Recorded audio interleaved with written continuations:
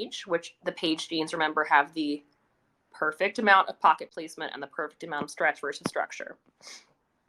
I want to make sure we get all these out of the way before we go into flares. So let's talk flares. Flares, flares, flares. I love flares.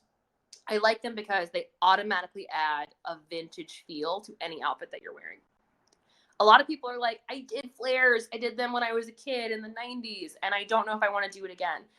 What I appreciate about flares, kind of in the same way that I really appreciate about the vintage skinny revival coming back, is that it's this classic silhouette that automatically gives you this air of, I'm cool, I'm rock and roll, I know what I'm doing. It's very much like, do you remember when Almost Famous came out, or am I too old? Because when Almost Famous came out, I was like, this is who I am now. I was much too young to see the movie, but I remember going, this is who I am now. Your girl manifested it. I'm married to a musician. It was because of my flare jeans. Just kidding. But I do think that they add this element of like cool bohemian rocker element to the whole thing.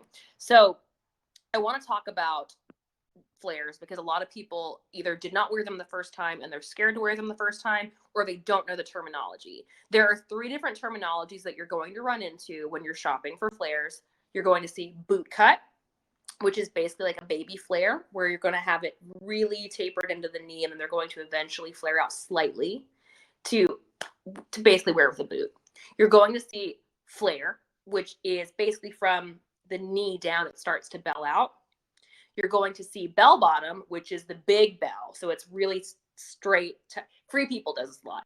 Really tight to the thigh, and then really big. It's the bell bottom.